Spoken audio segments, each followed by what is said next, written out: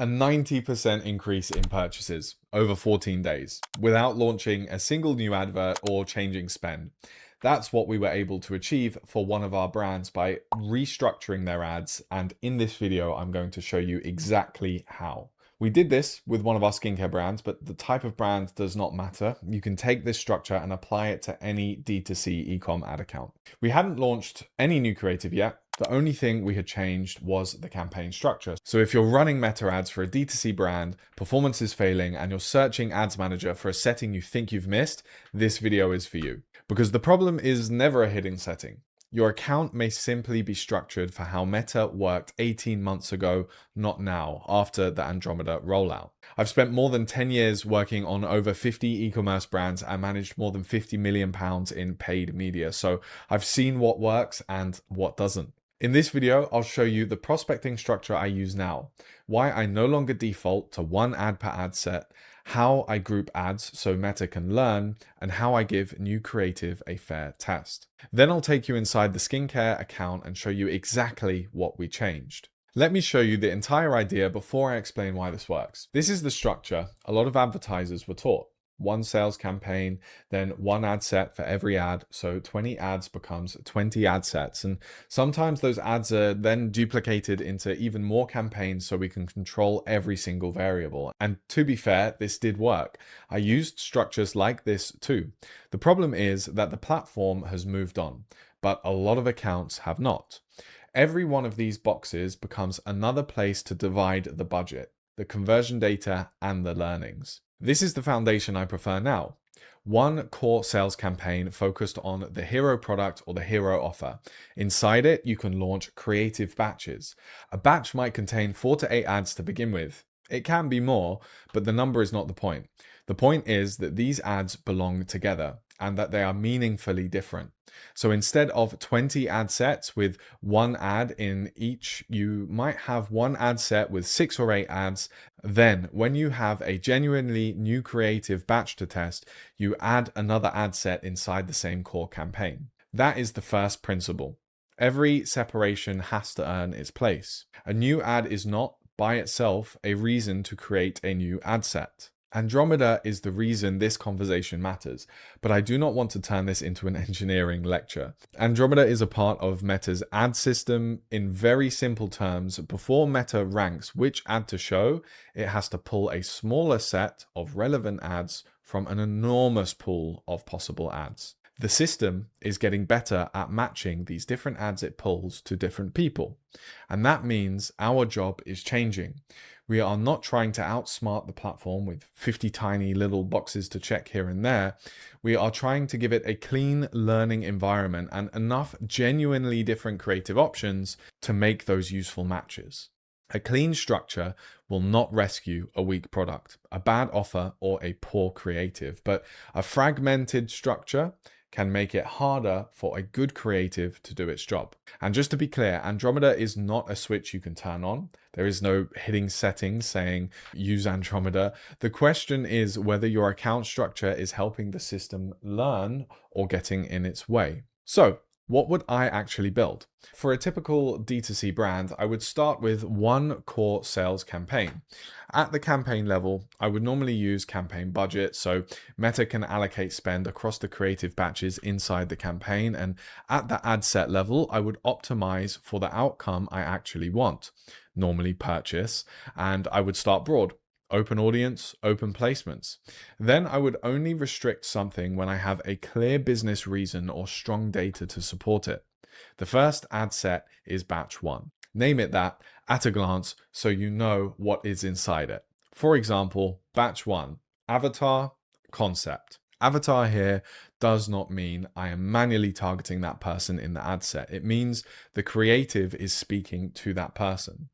Inside that ad set, I would place the first 4 to 8 ads, let's say. If the brand has a large product catalog, I would not immediately create a campaign for every single SKU.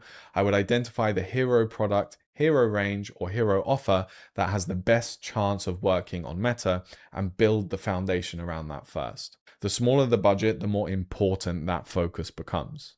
A brand spending £1,000 a month and a brand spending £100,000 a month can start from the same principle. Now, This only works if we are honest about what creative diversity means. Creative diversity does not mean taking one UGC video, changing the first line 8 times, and uploading 8 different files. Those are variations, and they can be useful, but they're not 8 different ideas. A genuinely diverse batch gives Meta different routes into the market. You might have a founder story, a product demonstration, a customer problem ad, a testimonial, a static comparison, a creator-led video, and a partnership advert. They can also be different in the message, the narrative, the visual style, the hook, the person on the screen, the format, or the customer moment that they speak to. Think about a skincare brand. One advert might be about confidence without makeup.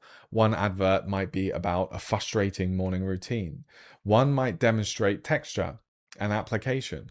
One might answer a skeptical objection, and one might be a creator explaining the result in her own words. That is creative diversity. 5 different videos all saying my skin looked better in 7 days with a different opening sentence is not the same thing. The simplest way to remember it is diversity means more ideas, not more files. I'm only going to touch on this here because it deserves its own video, but your campaign structure and creative strategy have to work together. If the structure is clean, but every ad is the same idea, you have not solved the problem. The next question is an obvious one. If I put new ads into a consolidated campaign, will Meta just keep spending on the historical winners and ignore the new ones? Sometimes yes. And that's why I like to launch genuinely new creative as a completely fresh and separate batch. Let us say batch 1 is already running and it contains the current winners. When batch 2 is ready, I do not inject those new ads into the old batch and hope for the best. I create a fresh ad set inside the same campaign and I keep the important settings consistent, and then all of the new creative goes within that new ad set. Then I use an ad set minimum spend as a temporary testing guardrail. My working rule of thumb is this: start with a daily minimum around 1 target CPA, but never allow your active tests combined to consume more than roughly 20% of the campaign's daily budget. So if your target CPA is £50 and the campaign budget is £500 a day, a £50 minimum is pretty reasonable. That's only 10% of the daily budget. But if the campaign budget is only £100 a day, forcing £50 into a test would be far too aggressive. In that case, I would cap the minimum around £20. I normally leave that minimum in place for around 7 days. Set a calendar reminder, because leaving minimums on is an easy way to turn a test into permanent spend by accident. Then I remove it. If the batch has found a winner, Meta will often continue spending above the old minimum because it's earned that spend. If the batch only spent because it was forced to, it will fade away once the minimum is removed, and that's fine. The test did its job. The minimum is not there forever. It's not a permanent budget allocation. It's there to create enough evidence for us to make a decision. And this is still a consolidated structure. I'm not creating one ad per ad set. I'm creating one ad set per meaningful creative batch under one core campaign. That's a completely different thing. Let me show you the skincare account I mentioned at the start. This is anonymized, but the numbers are real. The brand has been seeing a steady decline in meta performance year on year, and this year the decline has become even more obvious month on month.